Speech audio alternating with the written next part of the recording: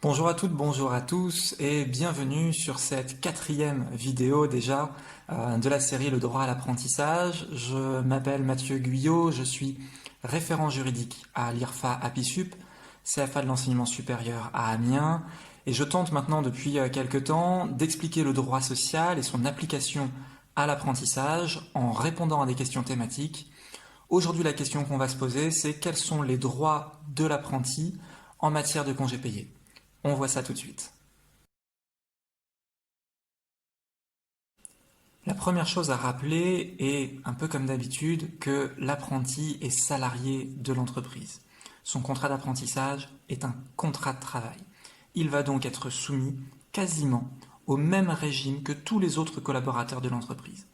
Ce régime de droit commun, on le retrouve dans les articles L 3141-1 et suivants du Code du travail.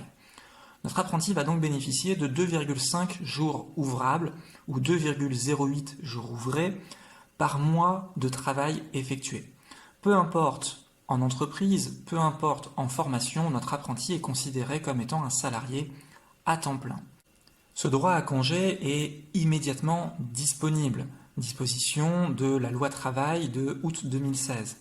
Néanmoins, il devra quand même être soumis, bien sûr, à la validation de l'employeur qui reste responsable de l'ordre des départs en congé.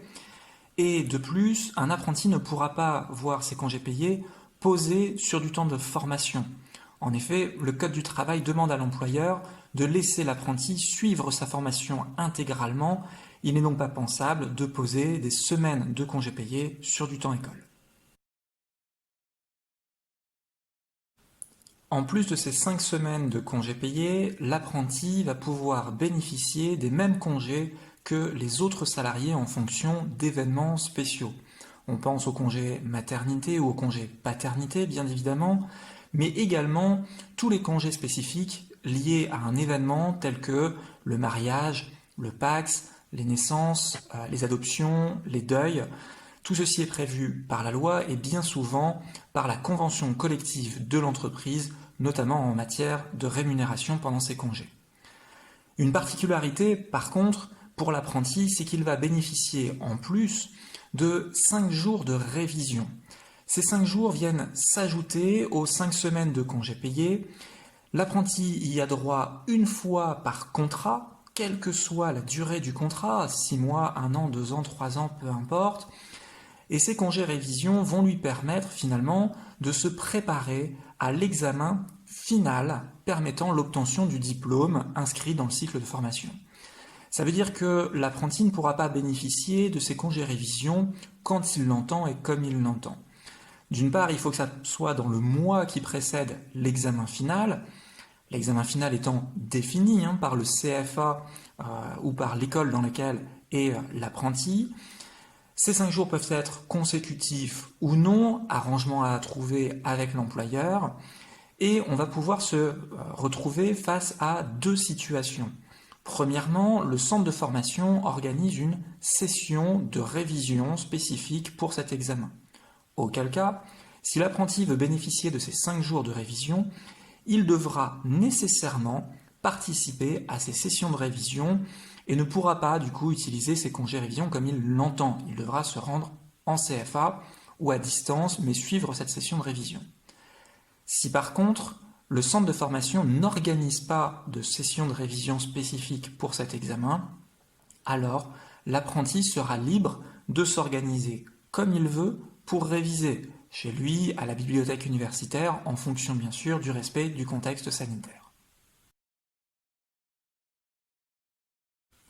Contexte sanitaire justement qui est venu modifier les règles des congés payés. On sait que jusqu'alors, c'était l'employeur qui était responsable de l'ordre des départs en congé, soit en les imposant, soit en validant des demandes de congés payés d'un collaborateur, mais que dans tous les cas, on devait respecter une période d'1 mois avant le départ en congé, pendant laquelle on ne pouvait plus imposer ou modifier les dates des congés payés.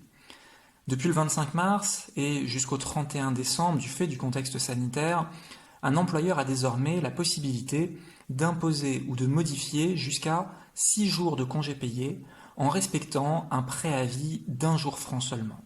De plus, Un salarié a désormais la possibilité de demander la monétisation, le paiement, de 5 jours maximum de congés payés. L'employeur pourra d'ailleurs lui imposer également cette monétisation, mais c'est sous condition notamment d'activité partielle. Ces dispositifs concernent le droit commun et du coup s'appliquent également à tous les apprentis qui pourraient être concernés par ces situations. En résumé, notre apprenti est soumis au régime de droit commun. Il bénéficie des 5 semaines de congés payés, plus les congés pour événements spéciaux. Les particularités, c'est qu'il bénéficiera également de ce congé révision et que ces congés payés ne peuvent être posés que sur du temps entreprise. J'espère encore une fois que cette vidéo vous a été utile, qu'elle répond à certaines des questions que vous pouvez vous poser. Je suis toujours à votre écoute en commentaire sur ce thème ou sur les thèmes que vous souhaiteriez voir traités. Je vous souhaite une très bonne journée et je vous dis à bientôt.